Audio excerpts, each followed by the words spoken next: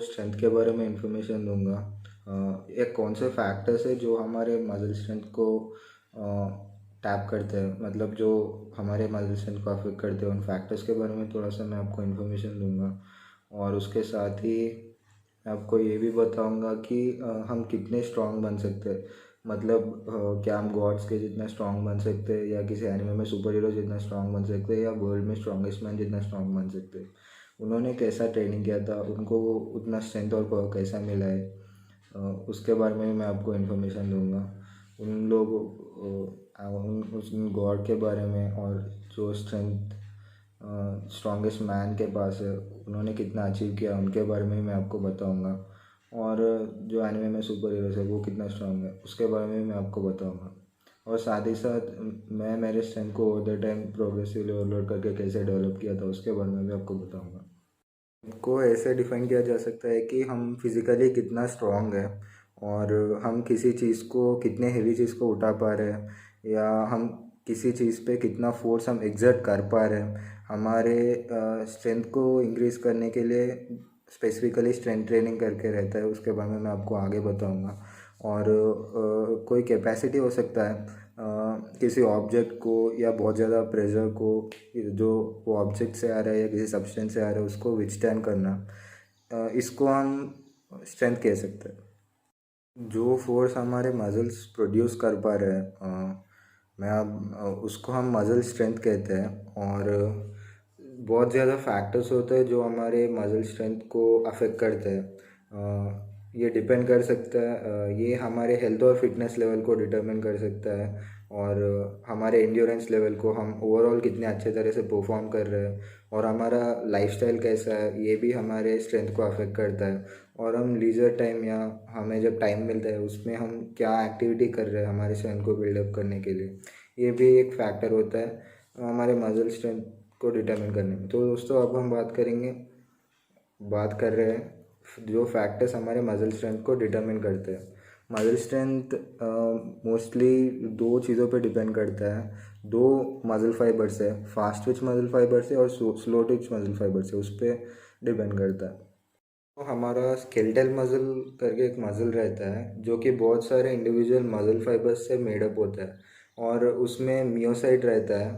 उस फाइबर्स को हम मियोसाइट्स कहते हैं, इंडिविजुअल मसल फाइबर्स में जो रहते हैं। और उस मियोसाइट्स में ऐसा रहता है कि मायोफाइब्रिल्स करके रहते हैं। मायोफाइब्रिल्स में स्ट्रैंड्स रहते हैं, एक्टिन और मायोसिन करके।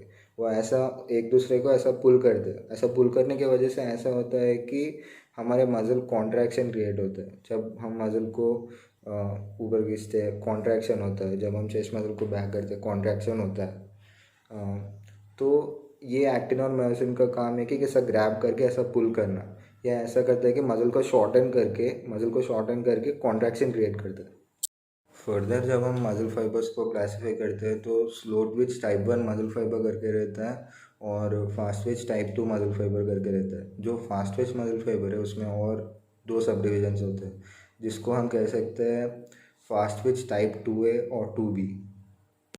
दोस्तों, ये जो डिस्टिंक्शंस है, मतलब ये जो दो तरह के मसल फाइबर्स जो कि स्लो ट्विच और फास्ट ट्विच है, ये हमारे फिजिकल एक्टिविटी जो हम करते हैं उसको हमारा बॉडी कैसे रेस्पॉन्ड करता है, ये वो मसल फाइबर्स डिटरमिन करते हैं। इनमें एक यूनिक एबिलिटी रहता है कॉन्ट्रैक्ट करने का, अलग अलग तरीके में। एक एक मसल फाइबर का कॉन्ट्रैक्ट करने का अलग अलग तरीके से एक सर्टेन वे रहता है। और ह्यूमन मसल्स कंटेन करते हैं जेनेटिकली डिटरमिन मिक्सचर रहता है उसमें। मतलब ऑलरेडी जेनेटिकली हमारे बॉडी में डिटरमिन रहता है। मतलब नॉर्मल एवरेज में लोगों में 50% स्लो ट्विच मसल फाइबर रहता है और 50% फास्ट ट्विच मसल फाइबर रहता है, जो कि नॉर्मली हम मूवमेंट के लिए यूज़ करते हैं। तो जो हमारा slow Twitch muscle fibre type 1 muscle fibre है, ये बहुत ज़्यादा एफिशिएंट है ऑक्सीजन जनरेट करने में, जिसके वजह से बहुत ज़्यादा एडिनोसिन ट्राइफॉस्फेट हम जनरेट कर सकते हैं। ये फ्यूल प्रोवाइड करता है। जैसे हमारी गाड़ी में गैस हो या पेट्रोल हो, ऐसा बहुत ज़्यादा फ्यूल प्रोवाइड करता है एक्सटेंडेड मसल कॉन्ट्रैक्शंस में। ये हमारे फास्ट ट्विच मसल फाइबर से थोड़ा स्लो कॉन्ट्रैक्ट होते हैं, मतलब स्लो फायर होते हैं, लेकिन ये एक लंबे समय तक हमें फ्यूल प्रोवाइड कर सकते हैं फेटिक होने से पहले। तो ये उन लोगों में काम आ सकता है जो लोग मैराथन रनर्स है या जो लोग बाईसाइकिलर्स है, इन लोगों में ज़्यादा काम आता है। तो ये मसल फाइबर उन लोगों में हो सकता है जो लोग मैराथन रनर्स है, जैसे कि केनेसा बेकेले एक इथोपियन लॉन्ग डिस्टेंस रनर है जो करंट वर्ल्ड रिकॉर्ड है, ओलंपिक होल्डर है 10,000 मीटर और 5,000 मीटर में। और उन्होंने एक बार गोल्ड भी हासिल किया था 2008 समर ओलंपिक्स में। और उन्होंने 42 किलोमीटर मतलब 26.2 माइल्स उन्होंने रन किया था हाफ टाइम में, जो एक ह्यूमन को उस लंबा समय लगता है। मतलब एक अगर एक ह्यूमन को 4 आवर्स लग सकते हैं, तो ये बंदा उसको 2 आवर्स 2 मिनट्स 3 सेकेंड्स, जो कि उनका फास्टेस्ट टाइम है, उसमें रन कर पाया था। दोस्तों, फास्ट ट्विच मसल फाइबर्स जो कि टाइप 2 मसल फाइबर्स है, ये यूज़ होते हैं एरोबिक मूवमेंट में, मतलब फ्यूल क्रिएट करने में। एनारोबिक मेटाबॉलिज्म में फ्यूल क्रिएट करने में फास्ट ट्विच मसल फाइबर्स को हम यूज़ करते हैं। तो फास्ट ट्विच मसल फाइबर्स एक शॉर्ट टर्म के लिए शॉर्ट बर्स्ट जैसा क्रिएट करते हैं, स्ट्रेंथ या स्पीड का, दोनों में किसी का भी हो सकता है। तो हाँ, कैसे भी वो बहुत जल्दी फेटिक हो जाते हैं, मतलब 1 रेप मैक्सेस जब हम करते हैं, जैसे कि कोई स्प्रिंटर हो गया, स्प्रिंटर में आप उसेन बोल्ट का एग्जांपल ले सकते हैं। हालांकि हम फास्ट ट्विच मसल फाइबर्स को further type 2A type 2B में भी डिवाइड कर सकते हैं। स्प्रिंटर का एग्जांपल ले तो जैसे कि उसेन बोल्ट है, रिकॉर्ड होल्डर है 100 मीटर्स में, 200 मीटर्स में और 4x100 मीटर्स में। और 100 मीटर्स में उन्होंने 2004 में 2009 में वर्ल्ड चैम्पियनशिप्स में उन्होंने 100 मीटर्स 9.58 सेकेंड्स में भागे थे। और एडी हॉल का एग्जांपल ले सकते हैं, जो स्ट्रॉन्गमैन में compete करते हैं, जिन्होंने डेडलिफ्ट किया था 500 किलोग्राम्स का, 1100 LBS होगा, लगभग 500 किलोग्राम्स बोले तो जो हमें जेनेटिकली जो अमाउंट ऑफ मसल फाइबर्स मिले, मतलब ज़्यादा मसल फाइबर्स मिले, तो स्लो ट्विच के ज़्यादा मसल फाइबर्स मिले तो हम मैराथन रनर बनने में, ऐसे चीज़ों में ज़्यादा इजीली इम्प्रूव कर सकते हैं। या फास्ट ट्विच मसल फाइबर्स मिले तो पावर लिफ्टर बनने में या स्प्रिंटर बनने में, इसमें ज़्यादा इम्प्रूव कर सकते हैं। तो मसल फाइबर्स भी थोड़े डिटर्मिन करते हैं हमारे जो ओलंपिक एथलीट्स जा रहे हैं उनके जेनेटिक मेकअप के अकॉर्डिंग, मतलब उनके जेनेटिक मेकअप के अकॉर्डिंग हम स्पोर्ट में गुड है ये डिटर्मिन कर सकते हैं। लेकिन एक ह्यूज पार्ट ऑफ सक्सेस को जो डिटर्मिन करता है वो है आपका मेंटली जितना प्रिपेयर्ड आप है, आप कितना मेंटल हेल्थ आपका कितना अच्छा है, और आपका न्यूट्रिशन कितना अच्छा है, और आप ट्रेनिंग कितने अच्छे से कर रहे हो, और आप कितना अच्छे से रेस्ट ले रहे हो, और फिजियोथेरेपी कितने अच्छे से हो रहा है, और आपका कंडीशनिंग कितना अच्छा है, ये मेजर इन्फ्लुएंस ये प्ले करते हैं। Gonna have you open the fifth of the 8 inner gates, the gate of closing. If you plan to take on ninjutsu and genjutsu with only taijutsu, you must perfect it so that it's superior to them both.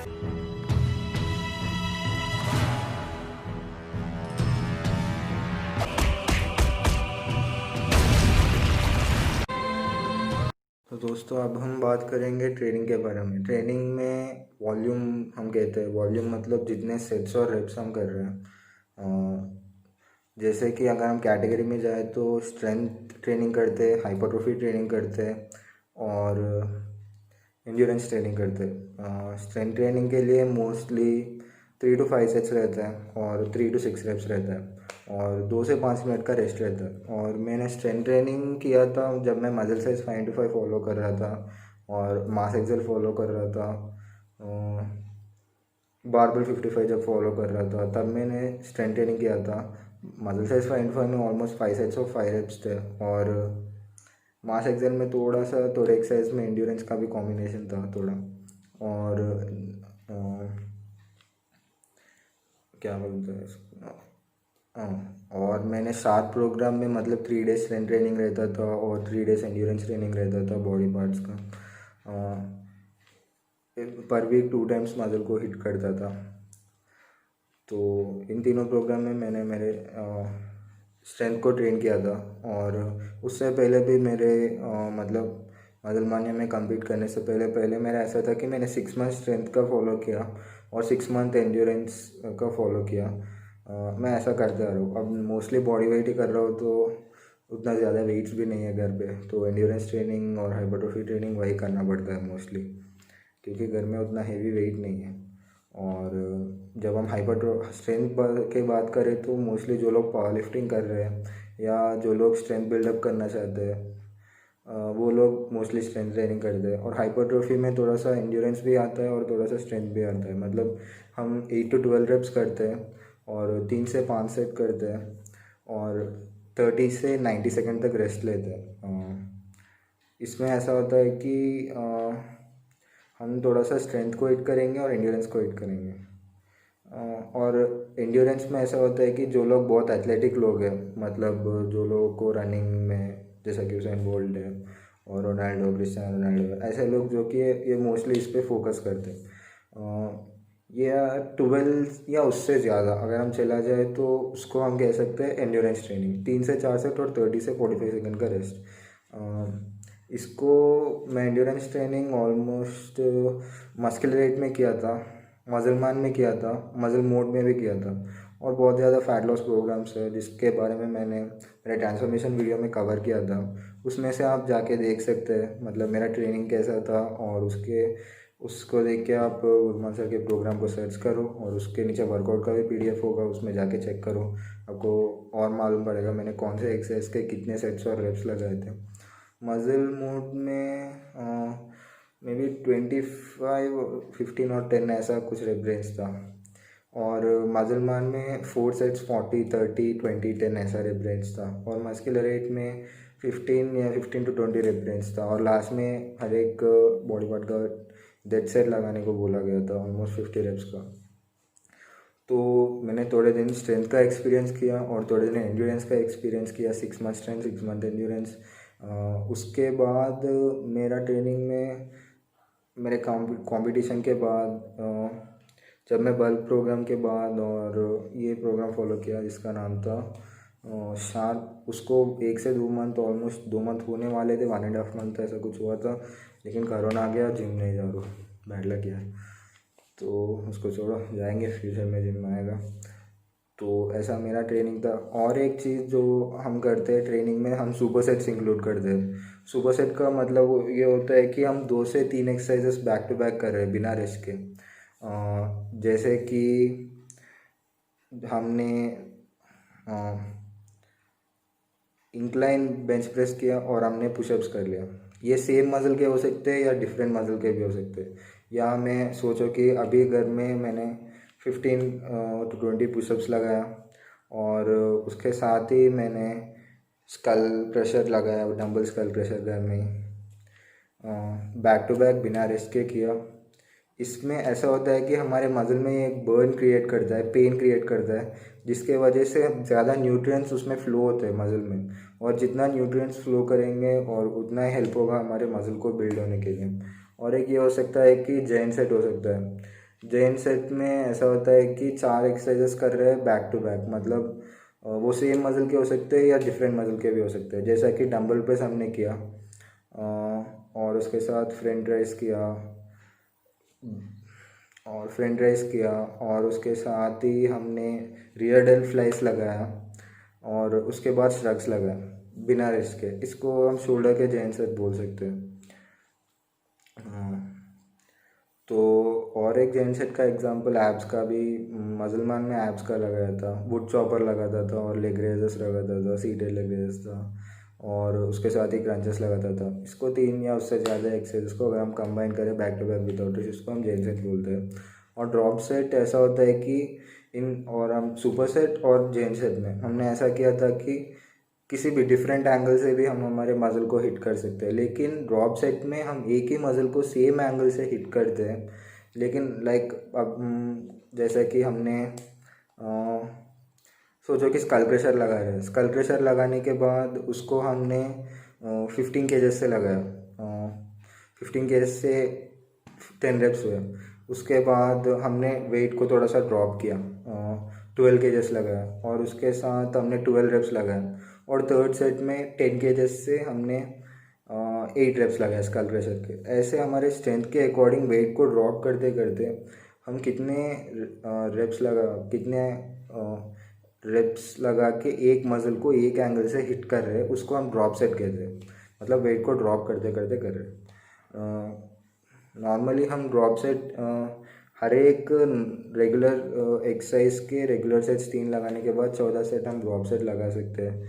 ये ऐसा help करता है कि mostly हमारे body को अगर हम super sets, जेन set और ड्रॉप सेट अगर हम इंक्लूड करें तो ये हमारे बॉडी को all of a sudden shock करता है। शॉक करने के वजह से हमारा बॉडी प्लेटियो हिट करे तो उसको ब्रेक करता है और हम कंफर्ट जोन से बाहर आते हैं। कंफर्ट जोन से बाहर आएंगे तो हमारा मसल ग्रो होगा। तो दोस्तों और एक चीज़ मैं आप पे डिस्कस करना चाहूँगा कि लोग सोचते हैं कि हम ज़्यादा स्ट्रॉन्ग बन रहे हैं तो इसका मतलब ये होगा कि हम बहुत ज़्यादा मसल बिल्ड भी कर रहे हैं। ऐसा नहीं होता है दोस्तों। जब लोग स्ट्रॉन्ग बनते हैं तो वो सोचते हैं कि मेरे मसल्स भी बड़ा हो रहे हैं, लेकिन ये एक रीज़न है लोग बहुत ज़्यादा बल्किंग पे, मतलब एक हाई क्लोरिक सरप्लस पे रहने के रीज़न है ये।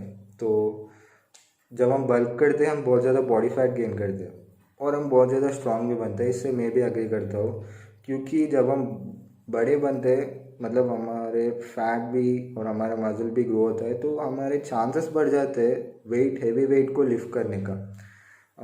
ये रीज़न ये है कि डिक्रीज रेंज ऑफ मोशन है। जो फुल पोटेंशियल है एक जॉइंट का, जो रेंज है कॉन्ट्रैक्शन का और रिलैक्सेशन का, फ्लेक्शन का और एक्सटेंशन का, अगर एक पर्सन ने बल्क किया और उसने ऑलमोस्ट 25 to 50 पाउंड गेन किया, मतलब 15 से 22 केजेस तक उसने अगर गेन किया, तो वो बार जो है, मतलब सोचो कि एक बंदा चेस्ट प्रेस लगा रहा है और एक बंदा फैट है। फैट मतलब उसका बॉडी फैट थोड़ा ज़्यादा है। ऐसा हुआ तो चेस्ट प्रेस लगाने के समय वो बार को उतना नीचे जाना नहीं पड़ेगा, क्योंकि यहाँ पे आपके मसल के ऊपर एक फ़ैट लेयर आ जाएगा। तो ये फ़ैट लेयर बीच में आएगा तो और उसको उतना नीचे जाना नहीं पड़ेगा। सोचो कि अगर वो ज़्यादा रिप्ड है, मतलब ज़्यादा उसका बॉडी फैट बहुत ज़्यादा कम है और उसके मसल डेफिनेशन सब कुछ बहुत अच्छा है, तो ऊपर उतना ज़्यादा फैट नहीं है, तो वो बार और नीचे जाएगा और नीचे जाके टच करेगा।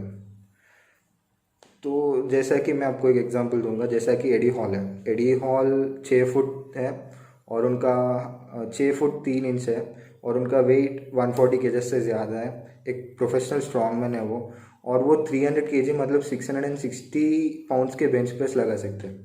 और उनका बॉडी फैट ऑलमोस्ट, मैं गेस कर रहा हूँ, 25% या 23% कुछ ऐसा होगा, हो सकता है उतना ज़्यादा। और दूसरे से और उनका बॉडी फैट ज़्यादा है 140 किलोग्राम से 6 फुट 3 इंच उनका हाइट है, और वो 300 केजी के बेंच प्रेस लगा पा रहे, 300 केजी के बेंच प्रेस लगा पा रहे। और दूसरे साइड पे हम लेते हैं गुरमान सर को लेते हैं, 6 फुट 1 इंच है उनका हाइट और 4 से 6% उनका बॉडी फैट है, और वो 89 केजी के बेंच प्रेस लगा सकते हैं। सॉरी, वो 89 केजी उनका वेट है और वो 151 केजी के बेंच प्रेस 2 से 4 लेग तक लगा सकते हैं। मैं नंबर उनके वेबसाइट से, मतलब वो जितना वेट उठा पा रहे हो वो मैं उनके वेबसाइट से देख के आपको बोल रहा हूँ। आप भी एक बार जाके उसको देख सकते हैं। ये मैं भी एक्सपीरियंस किया था दोस्तों, जैसे कि जब मैं बल्क करता हूँ, ऐसा कुछ बहुत ज़्यादा क्लोरिक सरप्लस में रहता हूँ, तो एक फ़ैट लेयर हम पे आ जाता है और हमारा स्ट्रेंथ बहुत बढ़ जाता है। मतलब अगर मैं 40 केजेस के अगर मैं 10 रेप कर पा 40 केजेस के अगर मैं 3 रेप कर पाता था, तो जब मैं बल्क करता हूँ तो 8 रेप कर पाता था। और मैं फिर से जब डेफिसिट में आता हूँ तो वो स्ट्रेंथ थोड़ा सा कम होता है, क्योंकि मैं ज़्यादातर एंड्योरेंस पे फोकस करता हूँ, तो लो वेट हाई रेप्स पे। तो ये एक वजह है और मैंने भी एक्सपीरियंस किया था। तो अगर हम तो इसका मतलब ये है कि अगर हम बहुत ज़्यादा हेवी वेट लगा रहे हैं, इसका मतलब ये नहीं है कि मतलब अगर हमने 100 पाउंड मतलब 50 केजी ऐड कर लिया हमारे बेंच प्रेस पे, तो इसका मतलब ये है कि हमारा मसल भी ग्रो हो गया है। इसका मतलब ये नहीं है। आप ये सोचो कि एक fat person normal leg press या स्क्वाट लगा रहा है, स्क्वाट लगा है तो वो नीचे जाके ऊपर आएगा, तो तब ऐसा होगा कि उस पर जो फैट रहेगा उसके स्टमक पे, वो एक स्प्रिंग एक्शन जैसा प्रोवाइड करेगा। स्प्रिंग ऐसा बाउंस होता है ना, सिमिलरली जब वो बैठता है तो उसका फैट ऐसा बाउंस होता है, उसको एक कॉइल काइंड ऑफ मतलब एक स्प्रिंग एक्शन जैसा उसको प्रोवाइड करके उसको वो वेट उठाने में वो हेल्प करता है, वो फैट जो कि है। तो आप आपके फैट को बिना इंक्रीज करे भी आप स्ट्रांग बन सकते हैं। दोस्तों मेरा कोई अगेंस्ट नहीं है, जो जिन लोगों का बॉडी फैट थोड़ा ज़्यादा है, मैं उन लोगों की जो कोई अगेंस्ट नहीं हूँ, आपको जैसा कंफर्टेबल है आप वैसा रहो। लेकिन मैं ये बोल रहा हूँ कि अगर आप बहुत ज़्यादा फैट हो जाएंगे तो आपको फ्यूचर में डायबिटीज़ का, ब्लड प्रेशर का और कोलेस्ट्रॉल का चांसेस हो सकते हैं। I am not against you guys, be how you like, how you happy, I am not judging anybody, I am just telling what I learned.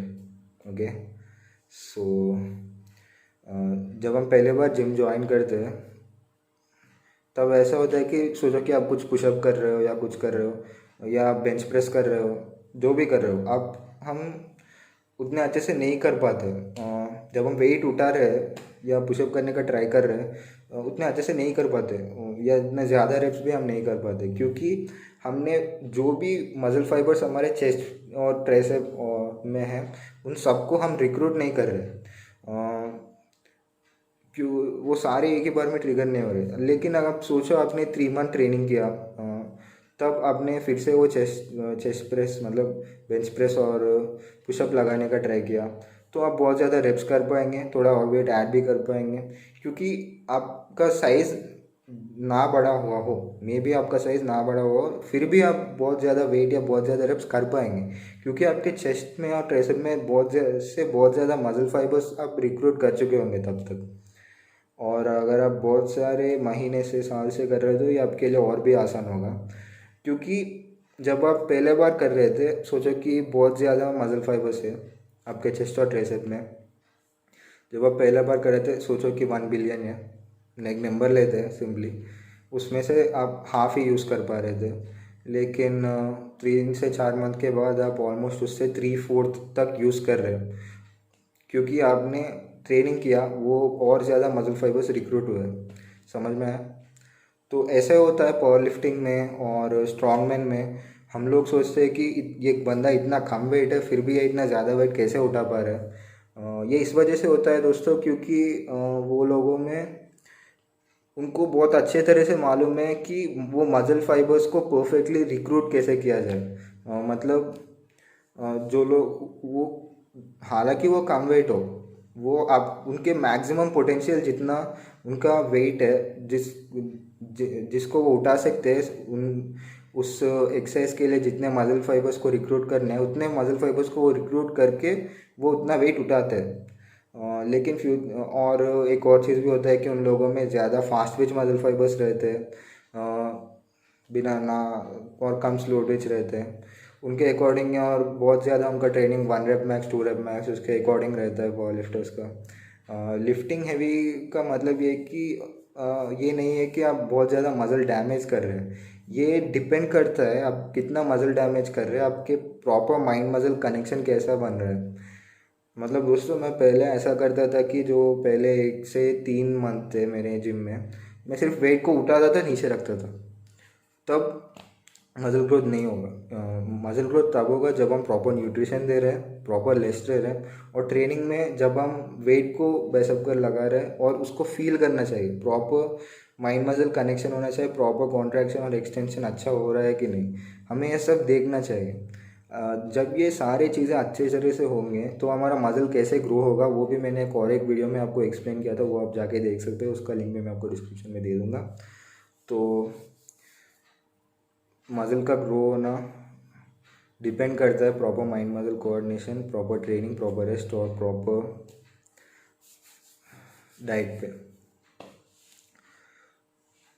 Okay guys, दोस्तों ये kind of advantages है, मतलब दिखने में छोटे दिखते हैं, मतलब बहुत बड़ा नहीं दिखते, लेकिन वो लोग बहुत स्ट्रांग है, मतलब बहुत ज़्यादा वेट उठा पाते हैं, क्योंकि लोग नॉर्मल ऐसा सोचते हैं कि नॉर्मल जो बंदा देख रहा है आगे से वो ये सोचता है कि अरे ये तो छोटा है, मतलब ये कैसे कर पाएगा। लेकिन जब हम उनके क्योंकि ये मोस्टली ऐसा होता है कि थोड़े लोग ब्रूस ली जैसे बिल्ट होते हैं, और थोड़े लोग रॉक जैसे बिल्ट होते हैं, उनका बिल्ट ही ऐसा रहता है। तो जब कोई बंदा छोटा दिखता है, मतलब छोटा मतलब उतना भी छोटा नहीं, नॉर्मली छोटा दिखता है और वो कुछ हैंड स्टैंड कर लेता है या उससे ज़्यादा पुशअप्स करता है और कुछ इंक्रेडिबल फीट्स करता है, तो वो दूसरा बंदा जो उसको देखता है वो शॉक हो जाता है ऑटोमेटिकली। अरे ये तो उतना नहीं दिखता था लेकिन ये फिर भी इतना स्ट्रांग निकला। ये काइंड ऑफ एडवांटेजेस है। तो ये इस पे भी डिपेंड करता है कि थोड़े लोग के जेनेटिक्स ही ऐसे रहते हैं कि वो जो भी ट्रेनिंग करें वो नॉन एक मिनी हल्क जैसा बन जाते हैं, मतलब उतने बड़े ऑटोमेटिकली बन जाते हैं। और थोड़े लोग ऐसा रहता है कि वो जो भी ट्रेन करे, एंड्योरेंस के लिए ट्रेन करे, हाइपरट्रॉफी के लिए ट्रेन करे या स्ट्रेंथ के लिए ट्रेन करे, जैसा भी ट्रेन करे उनका स्ट्रेंथ बढ़ने ही लगता है क्योंकि उनका जेनेटिक्स ऐसा है। लेकिन genetics 1 in a million has it. So mostly what determines is hard work, consistency, discipline, dedication कितना है और डे इन डे आउट हम कितना मेहनत कर रहे हैं, इस पर मोस्टली हमारा सक्सेस रेट डिपेंड करता है। मैं बात करूँगा पहले ह्यूमंस में स्ट्रॉन्गेस्ट कौन है, और एनिमे में जो मेरा फेवरेट कैरेक्टर है उसके स्ट्रेंथ लेवल को पिक करूँगा। क्या हम उसको रीच कर सकते हैं, स्ट्रॉन्गेस्ट ह्यूमन के लेवल को रीच कर सकते हैं नॉर्मली जो अर्थ पे एग्जिस्ट करता है, और क्या हम गॉड जितना स्ट्रांग बन सकते हैं। May be let's check it out. तो दोस्तों जब मैं ह्यूमंस पे आता हूँ, जो करेंटली जो स्ट्रॉन्गेस्ट पर्सन है अर्थ पे, तो वो एडी हॉल है। एडी हॉल आप जानते होंगे, आपने बहुत सुना होगा। तो ये एक प्रोफेशनल स्ट्रॉन्गमैन है। ये इनके इंक्रेडिबल फीट्स जो किए स्ट्रॉन्गमैन में, वेट लिफ्टिंग स्पोर्ट में, और ये इकलौता ऐसा बंदा है जिसने 1102 kg, सॉरी 1102 पाउंड्स, मतलब 500 किलो का डेडलिफ्ट उन्होंने लगाया था। और उन्होंने जीता भी था इंग्लैंड और यूके के स्ट्रॉन्गेस्ट मैन इवेंट्स में, जो उनको one of the strongest man athletes बनाता है। लेकिन इनका लाइफ भी पूरा सक्सेस और जॉय से भरा हुआ नहीं था। इन्होंने भी चाइल्डहुड में बहुत ज़्यादा एंग्जाइटी से, बहुत ज़्यादा डिप्रेशन से और बहुत ही टेरेबल लाइफ ऑल्टरिंग इवेंट्स इनके लाइफ में भी हुए थे। उसके बाद उन्होंने बहुत ज़्यादा स्ट्रॉन्गमैन कॉम्पिटिशन्स में इन्होंने जीता। दोस्तों जब एडी हॉल का एज 12 ईयर्स का था तो ऐसा हुआ गया था कि उनको डायग्नोस किया गया था कि उनको कैंसर है, जिसके वजह से उनको एंग्जाइटी के दौरे पड़ने लगे थे, एंग्जाइटी अटैक्स उनको होने लगे थे, जिसके वजह से उनका स्कूल और करियर बहुत ज़्यादा अफेक्ट हुआ था। उन्होंने उनका जो ड्रीम था स्विमिंग स्टार बनने का, उसको भी उन्होंने अबैंडन कर लिया था, और एक कॉम्पिटिटिव स्विमिंग स्टार बनने का ड्रीम उन्होंने अबैंडन कर लिया था। और उनके हेल्थ प्रॉब्लम्स इतने सीवियर थे कि उनको स्कूल से भी एक्सपेल कर दिया गया था। और इन्होंने एक लाइफ चेंजिंग काउंसलिंग थेरेपी लिया था, और इनको मेडिकेशन भी लगाया गया था ताकि इनके एंग्जाइटी के अटैक्स जो इनको हो रहे हैं वो उनके दूर हो जा सके। ये ऑलमोस्ट 4 साल तक उनको लास्ट हुआ था, मतलब 4 साल तक ये मेडिकेशन और काउंसलिंग चलता गया। तो एडी ने उनके, जब उनको ये सारी चीज़ें होते थे, उन्होंने ये कहा था कि इनको टॉयलेट जाना पड़ता था, ताकि टॉयलेट में जो रूम है उसमें जाना पड़ता था, वो अपने आप बैठ सके पीठ पे लेट के, और बैक एंड फोर्थ वो मूव करते करते ऐसा काम हो सके ताकि वो एंग्जाइटी से बाहर आ पाते थे। मेडिकेशन काउंसलिंग उनको हेल्प किया था, लेकिन जो बिगेस्ट चेंज उनके लाइफ में हुआ था, जो उनके लाइफ में हुआ था वो 2008 में हुआ था। वो ऐसा हुआ था कि उन्होंने स्ट्रॉन्गमैन करना शुरू कर दिया था। स्ट्रॉन्गमैन करना उन्होंने जैसे कि शुरू कर दिया 2008 में, एडी ने उनके मुंह से खुद कहा था कि डिप्रेशन जो कि था वो ऑटोमेटिकली गायब हो जाने लगा, मतलब डिसअपियर होने लगा। तो 2010 में मतलब वो वेट लिफ्टिंग और पावर लिफ्टिंग ये सारी चीज़ें करते करते ही एडी का मेंटालिटी ही नहीं, उनका फिजिकल स्ट्रेंथ भी स्ट्रांग होने लगा था, और उन्होंने कम्पीट किया पैशन से। और 2010 में उन्होंने उनका पहला कंपटीशन खेला, इंग्लिश स्ट्रॉन्गमैन कंपटीशन खेला था, और ये चैम्पियनशिप खेलने के बाद उन्होंने उनका सबसे पहला कंपटीशन उनने जीत भी लिया था। दोस्तों ये देखते देखते थोड़ा मुझे भी मेरा स्टोरी याद आने लगा था। मैं भी जब डिप्रेशन में था, प्रॉब्लम्स में होता था, तो मैंने वर्कआउट किया था। क्योंकि दूसरे कंट्री में रहते हैं, उनके लिए ऑलरेडी न्यूट्रिशन कोच वो सारे रहे होंगे, लेकिन मुझे कोई न्यूट्रिशन में बारे में तब बताता नहीं था ना। तो तब मैं और 1 ईयर सफ़र किया था। लेकिन जब मैं 11th से आने लगा तो मैंने अच्छा न्यूट्रिशन मेंटेन करने लगा, तो मैं जिम में भी अच्छा प्रोग्रेस हुआ। और मतलब मेरा एंड्योरेंस और मेरा स्ट्रेंथ और मेरा रनिंग, लॉन्ग रनिंग और साइकिलिंग डिस्टेंस जो था वो और इम्प्रूव होता गया। मैं प्लेट पे वेट बहुत ज़्यादा ऐड कर पाता था, मैं भी स्ट्रांग होता गया था। मुझे भी एक तरह से वेट लिफ्टिंग ने हेल्प किया था। तो दोस्तों, मैंने और डिटेल में मैंने ट्रांसफॉर्मेशन वीडियो में बताया था, अगर आप नहीं देखो तो आप वो देख सकते हैं। तो सिमिलर है हमारा स्टोरी, मतलब उनको भी वेट लिफ्टिंग पसंद है, मुझे भी वेट लिफ्टिंग पसंद है। हम दोनों को डिप्रेशन से में बाहर आने के लिए वेट लिफ्टिंग और पावर लिफ्टिंग, जिम में वर्कआउट करना, अच्छा डाइट मेंटेन करना, यही हेल्प किया था। थोड़ा सा सिमिलर है ना हमारा स्टोरी, लिटिल बिट। लेकिन इनका डाइट जो कि ये 12,000 कैलोरीज तक रहता है, बहुत ज़्यादा खाना पड़ता है। 140 किलोग्राम है इनका, और उससे भी ज़्यादा है इनका वेट। तो उसको मेंटेन करने के लिए और 6 फुट रेंज बहुत ज़्यादा खाना पड़ता है, क्योंकि ये स्ट्रॉन्ग मैन में कम्पीट करते हैं, उनका गोल है। लेकिन अगर मुझे पूछा जाए कि मैं एक लीन और एथलेटिक बॉडी, मतलब जैसा कि हेलमेट स्ट्रगल का है या एडी हॉल का है, इनमें से मैं कौन सा अचीव करना चाहूँगा? I would like the lean and muscular one, जैसा कि हेलमेट स्ट्रगल का है। ऐसा बॉडी को मैं और भी विश करूँगा कि मैं उसको अचीव कर पाऊँ, क्योंकि जो फोकस और जो कंट्रोल हमें रखना होता है और जो जितना टफ रहता है, मतलब हमारे क्रेविंग्स को कंट्रोल करना और उस बॉडी को अचीव करना, मुझे वो प्रोसेस ज़्यादा अच्छा लगता है। प्लेट पे वेट ऐड करके, बहुत ज़्यादा फूड खा के उसको लिफ्ट करने से मुझे ये बहुत अच्छा लगता है। क्लीन एंड मस्कुलर फिजिक मुझे अच्छा लगता है। पर्सन टू पर्सन ये डिफर करता है, बिग और स्ट्रॉन्ग किसी को पसंद आता है, मुझे लीन एंड मस्कुलर पसंद है। बाय द वे, टॉपिक पे वापस आते हैं। तो 2010 में उन्होंने इंग्लिश स्ट्रॉन्गमैन चैम्पियनशिप जीता था, और ये उनका सबसे पहला कंपटीशन था जो उन्होंने जीता। और इसके बाद उन्होंने बहुत ज़्यादा अवार्ड्स भी जीता है। उन्होंने जितने अवार्ड जीता था उसमें से एक के वर्ल्ड स्ट्रॉन्गेस्ट मैन उन्होंने जीता था। 18th आए थे 2012 में, और 2013 में 18th आए थे, और 6th आया था उनको 2014 में, और 4th आया था 2015 में, और 3rd आया था 2016 में, और फर्स्ट आया था 2017 में। और यूरोप स्ट्रॉन्गेस्ट मैन में इन्होंने 2017 में इनको सेकंड आया था। जो जेंट्स लाइव इवेंट है उसमें इनको 4th आया था 2012 ऑस्ट्रेलिया में, और हंगरी में 2013 में सेकंड आया था, और हंगरी में 2014 में इनको थर्ड आया था। और ब्रिटालियन स्ट्रॉन्गेस्ट मैन में इनको फर्स्ट आया था 2014 में, और 2014 से 2008 तक पूरे इनको फर्स्ट ही मिला। और यूके स्ट्रॉन्गेस्ट मैन में 2011 से 16 तक ये फर्स्ट आते चले गए। और इंग्लैंड स्ट्रॉन्गेस्ट मैन में इनको 2010 में फर्स्ट आए थे, और 2011 में भी इनको फर्स्ट आया था। बार इन्होंने 4th प्लेस किया था WSM वर्ल्ड स्ट्रॉन्गेस्ट मैन में। उसके बाद एडी के रिजल्ट्स बेटर होते चले गए, और 2018 में इन्होंने डेडलिफ्ट का एक रिकॉर्ड सेट किया था। 2018 में इन्होंने डेडलिफ्ट का रिकॉर्ड सेट करने के बाद ऐसा होता कि और 4 मंथ के बाद इन्होंने the first man to ever deadlift 500 kilograms 1100 LBS बन गए थे। उनके खुद के रिकॉर्ड इन्होंने तोड़ दिया था। और 2017 में इन्होंने वर्ल्ड स्ट्रॉन्गेस्ट मैन टाइटल इनको हासिल किया गया था। तो इनको अभी वर्ल्ड स्ट्रॉन्गेस्ट पीपल में इनको एक चुना जाता है। तो दोस्तों, जब ये पीक पे रहते थे, मतलब जो ट्रेनिंग इन्होंने किया था वो ऑलमोस्ट इन्होंने 6 टाइम्स करते थे पर वीक में 7 डेज होते हैं, मतलब एक दिन लेते थे रिकवरी के लिए, और अप टू 4 आवर्स ट्रेन करते थे पर डे। और वेट ट्रेनिंग इंक्लूड करते थे, स्ट्रेचिंग इंक्लूड करते थे, हॉट और कोल्ड बाथ्स इंक्लूड करते थे, फिजियोथेरेपी इंक्लूड करते थे, और बहुत ज़्यादा रिकवरी ट्रीटमेंट्स इंक्लूड करते थे ताकि उनका मसल ग्रो हो। और ये ट्रेन करते थे ऑलमोस्ट 4 आवर्स ए डे।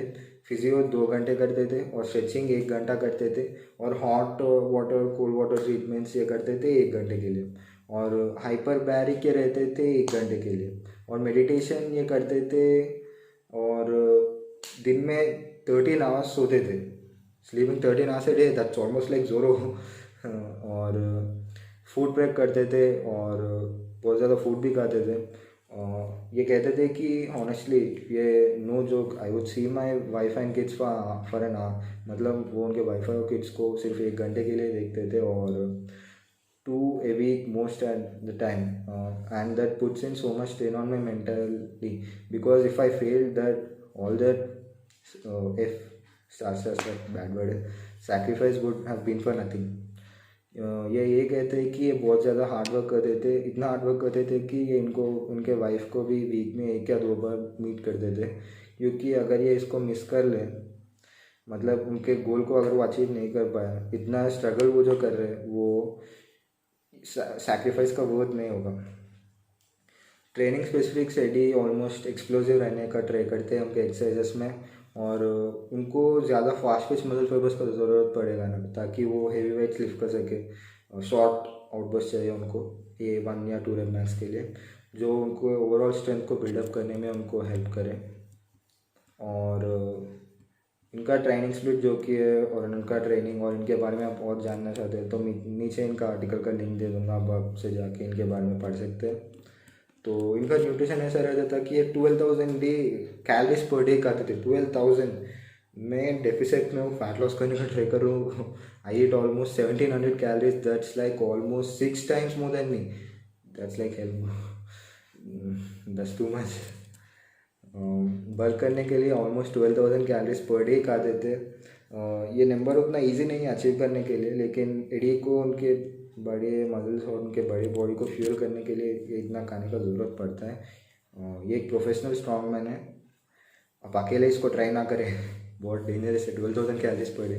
और एडी जैसा कि वो बोलते हैं, ये नॉर्मल डाइट है, मतलब नॉर्मल जो हम फ्रूट्स खाते हैं ब्रेकफास्ट के लिए, लेकिन हम सब लोग बाउल में खाते हैं तो एक बकेट में खा लेते हैं। वो एडी ऑल को प्रपोर्शंस को मल्टीप्लाई करके ह्यूज अमाउंट्स में फूड लेना पड़ता था, और वो प्लेट पे ऐसा दिखता था कि 7 AM। उनका डाइट प्लान पूरा है, आप उनके वेबसाइट से जाके पढ़ सकते हैं। तो ये था दोस्तों एडी हॉल के बारे में। क्या हम एडी हॉल जितना स्ट्रॉन्ग बन सकते हैं क्या? मेरे हिसाब से एडी हॉल 2008 से ट्रेनिंग कर रहे थे, और अब 2020 है, ऑलमोस्ट 12 ईयर्स। मतलब 2017 में उन्होंने जीता था, लाइक 17 ईयर्स उनका ट्रेनिंग था। 17 भी नहीं, 17 ऑलमोस्ट 17 था क्या? नहीं 17 नहीं, 13 ईयर्स, 13 12 13 12 9 ईयर्स 8 ईयर्स मे भी आप बन सकते हैं, लेकिन आपके साथ एक अच्छा फिजियोथेरेपिस्ट रहना पड़ेगा, आपको अच्छा कोच चाहिए।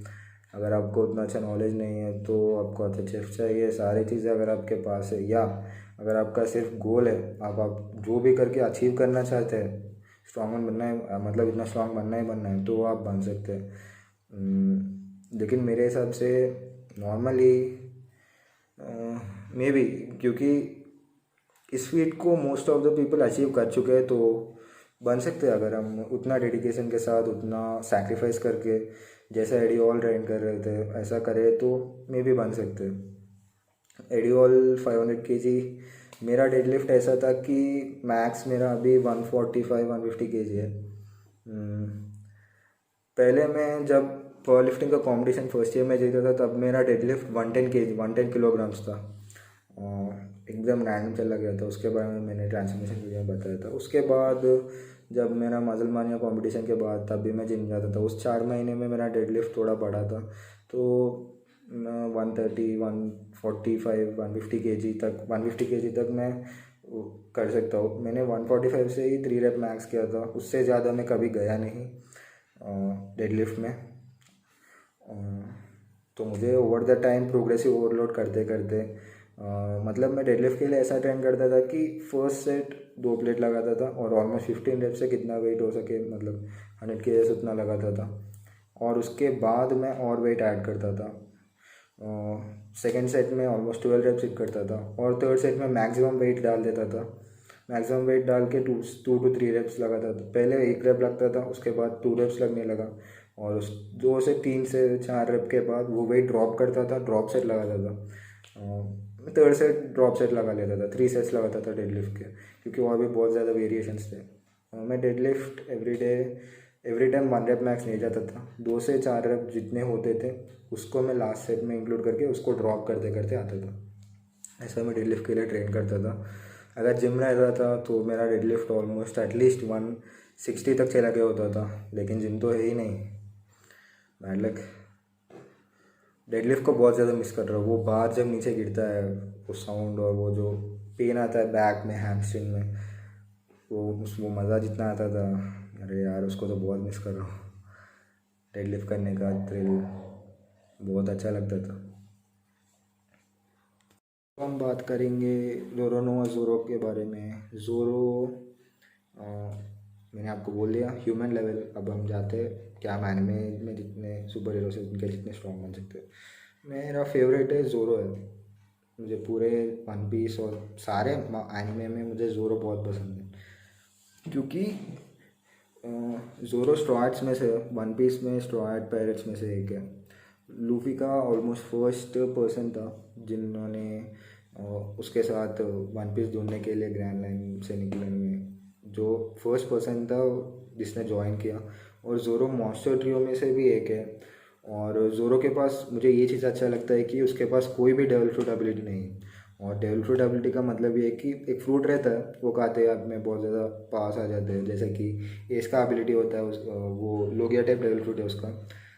उसके बॉडी को वो फायर में टर्न कर सकता है, उसको उससे वो अटैक कर सकता है, फायर फिस्ट कर सकता है, एक्सेट्रा एक्सेट्रा। और लूफी का स्ट्रेचिंग एबिलिटी होता है। तो लेकिन ज़ोरो का ये है कि उसने ये अब तक एक भी डेवल फ्रूट नहीं खाया था, फिर भी वो बहुत ज़्यादा स्ट्रांग है। वो मुझे अच्छा लगता है क्योंकि वो ट्रेन करते करते बहुत ज़्यादा स्ट्रांग बना था। और वो ऐसा स्वॉर्ड से यूज़ करता है जिसका नाम है सनटूरियो स्वॉर्ड है। और ये वो 3 स्वॉर्ड्स व्हील करता है, एक उसके माउथ में व्हील करता है, और उनके ईच हैंड में एक एक स्वॉर्ड व्हील करता है। और इसका उनका एम ये है कि वर्ल्ड का सबसे बेस्ट स्वॉर्ड्समैन बनना है। ये उसने उसके चाइल्डहुड फ्रेंड कुइना को बोला था। ऐसा होता है कि ज़ोरो नॉर्मली जब वो ऑलमोस्ट 9 ईयर्स गेस कर रहा है, उसका एज 9 ईयर्स होता है, तो वो जाता है एक डोजो में जाता है जहाँ पे उसको स्वॉर्डमैन बनना था। तो उसने फ्रेंडली एक चैलेंज करता है, लेकिन वो बोलता है कि अगर मैं चैलेंज जीत जाऊँगा तो सो एंड सो, अगर चैलेंज आ गया तो मैं डोजो ज्वाइन करूँगा। तो चैलेंजर के डोजो ज्वाइन करते हैं। लेकिन जब उसका फ्रेंड कोई ना मर जाता है वो बहुत ज़्यादा सीरियस हो जाता है, क्योंकि उसको डिफीट करने उसका पर्पस था, लेकिन उससे पहले वो मर गए थे। और बहुत ज़्यादा इमोशनली वो अफेक्ट होके उसका एक लाइफ ऑल्टरिंग इवेंट था। ये होने की वजह से वो ऐसा होता है कि वो बहुत ज़्यादा ट्रेनिंग करने लगता है, बोल्डर्स लिफ्ट करने लगता है। आपको बता दूं कि एक नॉर्मल बोल्डर मतलब एक जेंट रॉक का वेट ऑलमोस्ट 3600 LBS मतलब 1.8 टन्स मतलब 1632 किलोग्राम्स, 0.93 ज़ोरो ये जब बच्चा था तब उठाया, लाइक हेलमैन, तो उसको जैसे उठा सकता है। अगर हम उसको ट्राई करें तो हमारा स्पाइन डिसिमिनेटर हो सकता है, हमारे होमबॉइड सारे टूट सकते हैं। बहुत टफ है उतना वेट उठाना। तो जब वो एक छोटा सा बच्चा था तभी वो उतना ज़्यादा वेट उठाता था। और एक पर्सन को उसके पीठ के पीछे लगा के वो रनिंग करता था जब उसका ट्रेनिंग होता था, और उसके माउथ में वो बोल्डर्स उठाता था। ऐसा ज़ोरो बहुत ज़्यादा ट्रेनिंग करता है। ऐसा ट्रेनिंग करते करते करते करते उसका चाइल्डहुड गुजर जाता है और स्लोली वो स्ट्रॉ में एक मेंबर बनता है। को स्ट्रॉन्गेस्ट स्वॉर्ड्समैन बनने के लिए उसको ड्रैकुला मीहॉक को डिफीट करने का ज़रूरत पड़ता है। लेकिन ऐसा होता है कि ड्रैकुला मीहॉक को डिफीट करने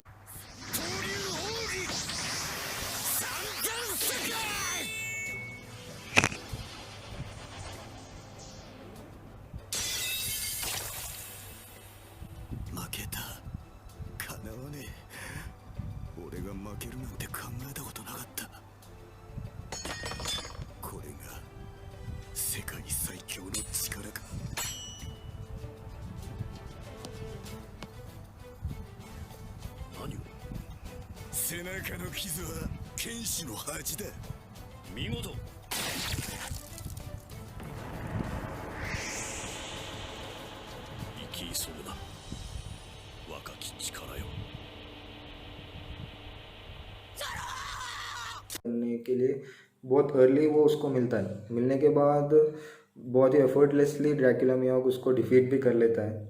तो तब उस दिन वो फिर से एक स्वर करता है लूफी को, मैं स्ट्रॉन्गेस्ट स्वॉर्ड्समैन बनूंगा, is it okay for you pirate king करके बोलता है। और साबरडोरी में आइलैंड के इवेंट्स के बाद वो मीहॉक के पास ही ट्रेन करने के लिए चला जाता है। ये ट्रेन करने के लिए इसलिए जाता है क्योंकि वो लोग हार जाते हैं। सारे उनके पायरेट में से एक एक पर्सन को जिससे वो हार गया था एक एक प्लेस में थ्रो किया जाता है। तो ज़ोरो को स्ट्रॉन्ग बनना था, तो मीहॉक के पास ही फिर से जाके ट्रेनिंग लेता है, जो बंदे से वो हार गया था उसके पास ही फिर से जाके वो ट्रेनिंग लेता है। वो जेन मंकीज से लड़ने लगता है, ऐसी चीज़ें वो बहुत करता है। तो ऑलमोस्ट 2 ईयर टाइम स्किप के बाद वो फिर से उसके क्रू ज्वाइन करते हैं, सारे लोग आके, लूफी आके, नामी, सांजी, विंस्मोक और चॉपर और फ्रैंकी, सारे लोग सनी में आके फिर से ज्वाइन करते हैं और फिर से एडवेंचर में चले जाते हैं। और ऐसा होने के बाद ये लर्न करता है कि हाकी कैसे ऐड किया जाए, ऑब्जर्वेशन हाकी, ऑर्नामेंट हाकी कैसे ऐड किया जाए, ये वो सीखता है। उन ब्लैक ब्लेड्स बनाने के टेक्निक वो सीखता है। वो सीखता है बुसो बुसोशुको हाकी सीखता है, और वो केबेन होशुको हाकी भी सीखता है। मेनली उनका इसके स्ट्रेंथ के वजह से इसको वर्स्ट जनरेशन में भी काउंट किया जाता है। टाइम स्किप के बाद ड्रेसरोज़ा में उसका बाउंटी 320 मिलियन तक जंप किया गया है। 320 एंड 6 zeros वो उसका बाउंटी है। जोरो के पास 3 स्वॉर्ड्स है। एक है वाडाओ इचिमोनजी, जो कि one of the greatest 21 great swords है, जो कि पहले कुइना का स्वॉर्ड था, लेकिन थोड़े इवेंट्स के वजह से, मतलब कुइना के मरने के वजह से जोरो वो स्वॉर्ड लेता है और निकलता है डेथ के वजह से। और दूसरा स्वॉर्ड उसका सैंडाई की डेत्सु है, जो कि कर्स स्वॉर्ड है, जो कि उसको ग्रैंड लाइन लोगियो टाउन में से जाने से पहले उसको मिला था। これをもらう。バカが恨んでいいぞ。そいでお前が死んだら俺の殺したみてえじゃねえか。バカはあんただよ。あんなもん売っちまいな。母ちゃん。じゃあこうしよう。俺の運とこいつの呪い、どっちが強いか試してみようか。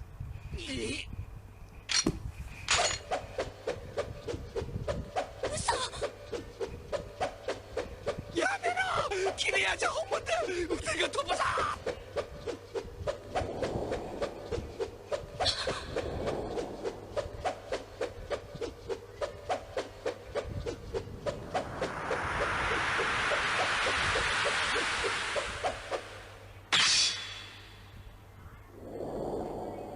जब वो हाथ ऐसा रखता है और वो कर्स स्वॉर्ड है, तो उसका हाथ नहीं कटेगा तो मैं वो स्वॉर्ड लूँगा, वो बोलता है। तो वो स्वॉर्ड उसको मिल जाता है, तो ये वो स्वॉर्ड होगा। और तीसरा स्वॉर्ड ये शिज़ुई है। शिज़ुई अनदर 21 ग्रेट स्वॉर्ड्स में से एक है। ये उसको आर्टिफैक्ट, मतलब वानो किंगडम के आर्टिफैक्ट है ये। तो ये उसको एक्वायर हुआ था थ्रिलर बार्क में, जब वो ज़ॉम्बाइनी रायामू को डुएल में हराता है, तब इसको वो स्वॉर्ड मिलता है। तो जोरो के स्ट्रॉन्ग फीट्स में मैं 2 आपको बताऊंगा।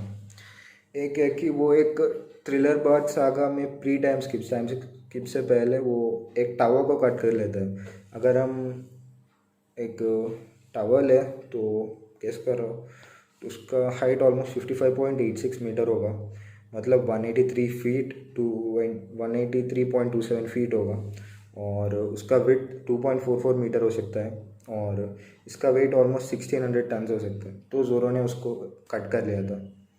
और पोस्ट टाइम स्किप वो पीका को कट कर पाता है, उसके बॉडी को। माउंटेन जितना बड़ा होता है यार वो।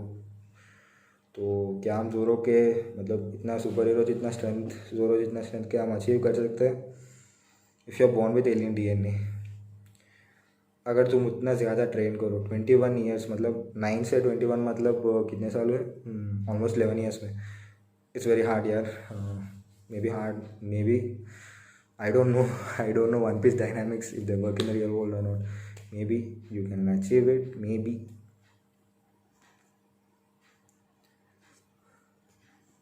अगर हम मे बी जोरो का स्ट्रेंथ मे बी पॉसिबल है, may be not, I hope so. जोरो तो मेरा बहुत बड़ा ट्रेनिंग मोटिवेशन है, और ड्रैगन बॉल में से भी थोड़ा कैरेक्टर्स है, लेकिन उसके बाद में फिर कभी डिस्कस करेंगे। तो तीसरा अगर हम जाए तो क्या हम गॉड जितना स्ट्रॉन्ग बन सकते हैं? तो गॉड्स में मेरा फेवरेट है हनुमान है। और हनुमान गॉड, जो कि लॉर्ड हनुमान, जो कि वो ऑलमोस्ट इमोर्टल है। और वो गॉड रामा के बहुत बड़े डिवोटी है, वायु के बेटे हैं, और गॉड ऑफ विंड है, जो कि वायु, जो कि गॉड ऑफ विंड है, उनका बेटा है हनुमान। और अंजना, जो कि सेलेस्टियल निम्फ है, मतलब सेलेस्टियल का मतलब है हेवन से बिलोंग करता है, और निम्फ का मतलब है बहुत ही यंग ब्यूटीफुल वुमन उनका, और वायु का और अंजना का बेटा है। तो हनुमान अंजना को एक समय पे कर्स किया गया था एक ऋषि से कि बहुत एंगे सेज से कि आपका बच्चा जो कि बॉर्न होगा वो मंकी बॉर्न होगा। और अंजना बहुत सैड होके उनके मतलब इसका कोई मतलब सॉल्यूशन बोलो ऐसा नहीं होना चाहिए, तो वो ऋषि जो कि वो बोलता है कि वो सेज जो कि है अगर आपका बेटा बॉर्न होने के बाद आप नॉर्मल फॉर्म में आ जाएंगे, हनुमान नॉर्मल फॉर्म में नहीं आएगा, अंजना नॉर्मल फॉर्म में आ जाएगी, मंकी फॉर्म में नहीं रहेगी। तो ऐसा उनको कर्ज किया गया था। तो जैसा कि हनुमान नॉर्मली भी जब वो बच्चा जैसा था तब भी वो बहुत स्ट्रॉन्ग था, तो तब ऐसा होता है कि हनुमान के पास बहुत ज़्यादा ग्रेट पावर्स थे। तब हनुमान एक बार खेलते खेलते खेलते ऐसा होता है कि वो सूर्य को देख लेता है और वो सूर्य को खाने का या उसके साथ खेलने का सोचता है। तो इंद्रा को उसको रोकना पड़ता है, इंद्रा जाके उसको रोकता है, उस पर वज्रा फेंकता है जो कि एक थंडरबोल्ट है वो फेंकता है, जिसके वजह से हनुमान सीवियरली इंज्योर हो जाता है। और वायुदेव को बहुत ज़्यादा गुस्सा आ जाता है, अरे जो कि गॉड ऑफ विंड है उनको बहुत ज़्यादा गुस्सा आ जाता है, तो उनको रिवेंज लेना था, बहुत गुस्से में थे वो। तो बहुत ज़्यादा भगवान जो कि थे वो ऐसे हो गए थे कि अगर वायुदेव को गुस्सा आ गया, अगर उसने हवा देना बंद कर दिया, अगर विंड रहा ही नहीं तो अरे यार कैसे चलेगा ज़िंदगी। अगर एक कोई ब्रीज भी नहीं रहा, अगर को मतलब ब्रीज नहीं रहा तो बारिश में क्लाउड्स मूव होने के लिए एयर नहीं रहेगा, अगर वो नहीं होगा तो पानी नहीं आएगा, पानी नहीं आएगा तो हम जिंदा ही नहीं रहेंगे, प्लांट्स ग्रो नहीं होंगे और रिवर्स भरेंगे नहीं, हम कपड़े भी नहीं धो पाएंगे, किधर भी नहीं जा पाएंगे ना यार। तो और वो क्या हम ब्रीथ भी नहीं कर पाएंगे, हम बचेंगे ना जानवर भी नहीं बचेंगे। तो उन्होंने ऐसा किया था कि उन्होंने बोला था कि हम आपके बेटे को सारे विशेष देंगे, मतलब बहुत ज़्यादा पास देंगे, इसके बदले में आप हवा को चलने दो, उतना गुस्सा मत हो। तो भगवान को पता था कि उनको वायु को थोड़ा काम डाउन करना था, तो उन्होंने ऑफ़र किया बहुत ज़्यादा विशेष हनुमान को। इन्होंने ये ऑफ़र किया था कि ब्रह्मा ने बोला था कि कोई भी वेपन जो भी हो वो हनुमान को हार्म नहीं कर पाएगा, और वो जिधर चाहे उधर ट्रैवल कर सकते हैं, मतलब टेलीपोर्टेशन ऐसा पावर है। और उनके फॉर्म को मतलब जैसे वो दिखते हैं एट विल वो बदल सकते हैं। और इंद्रा ने ये दिया था कि ये बून मतलब ये वर दिया था कि कोई भी वेपन जो कि है उनको मतलब वज्रा उसको हर्ट नहीं कर सकता है, उसका बॉडी वेपन से ज़्यादा स्ट्रॉन्ग बन जाएगा जो भी उसको हर्ट करने आएगा। और वरुणा जो कि गॉड ऑफ ओशन है, उन्होंने उनको ये वर दिया था कि पानी से उनको प्रोटेक्शन का वर दिया था उन्होंने, ये बोन उन्होंने दिया। तो जो अग्नि देव थे उन्होंने गॉड ऑफ फायर जो कि है उन्होंने ब्लेस किया था उनको इम्यूनिटी टू फायर, मतलब फायर से वो इम्यून है, फायर उनको हार्म नहीं कर सकता हनुमान जी को। और सूर्यदेव ने उनको ये वर दिया था कि उनके बॉडी के साइज़ वो एट विल चेंज कर सकते हैं, कितना बड़ा है उतना बड़ा एंटमैन जैसा, मतलब एंटमैन बड़ा बनता है छोटा बनता है जैसे हनुमान, लेकिन उससे ज़्यादा साइज़ भी बन सकता है, ये क्वांटम रियलम में भी जा सकता है किसको पता है।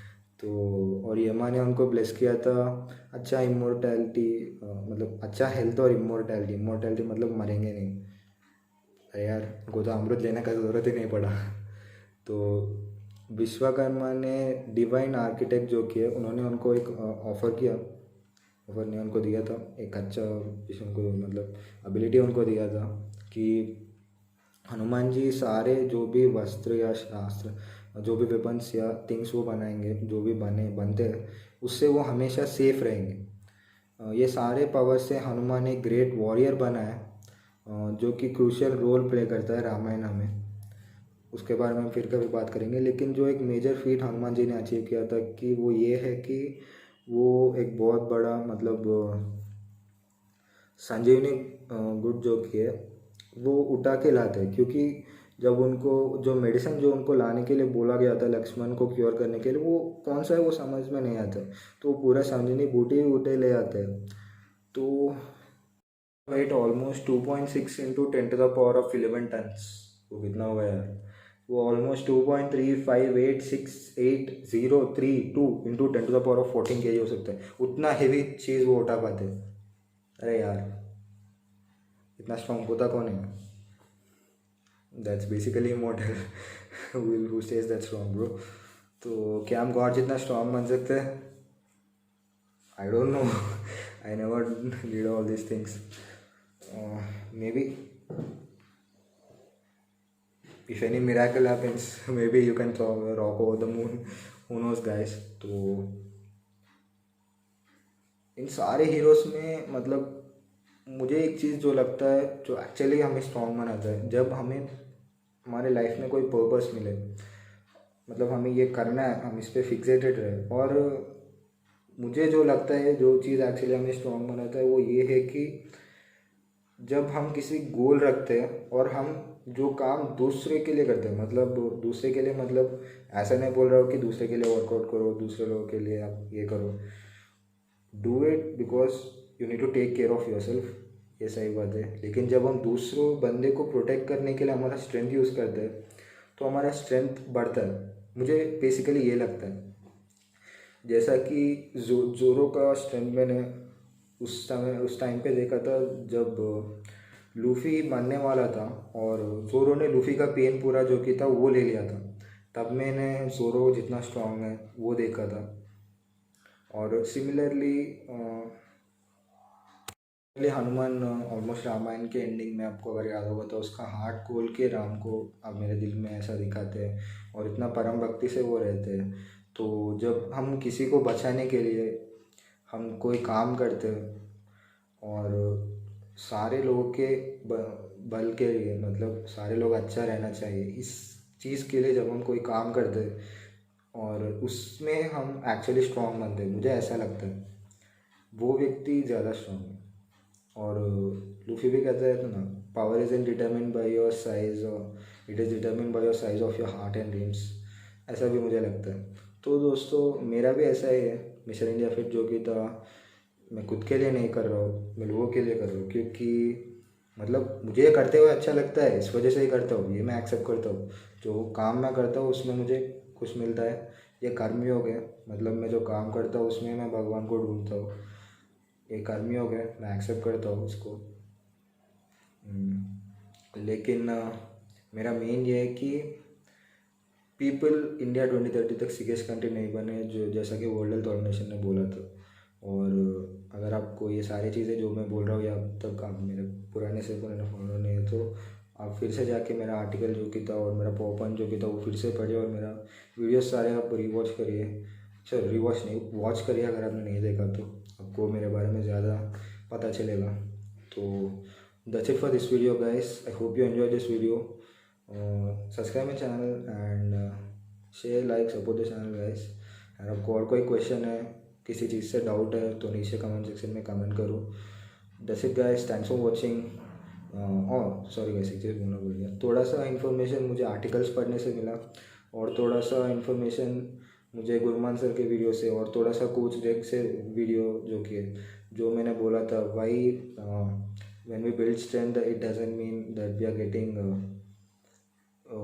बिगर मसल्स, वो मुझे थोड़ा कोच डेक से वीडियो से मालूम पड़ा। और वॉल्यूम और रेप्स के बारे में गुरमान सर के वीडियो से मालूम पड़ा, तो उनका वीडियो का लिंक भी मैंने डिस्क्रिप्शन में दे दिया है। और थोड़े आर्टिकल्स का लिंक जिसको पढ़ के मैं ये सारी चीज़ें आपको बता पा रहा हूँ, वो भी मैं उसका लिंक भी नीचे दे दिया है। और थोड़ी सी दिल से भी बोलिए, वो मैं दिल का लिंक तो नहीं दे सकता ना, दिल का लिंक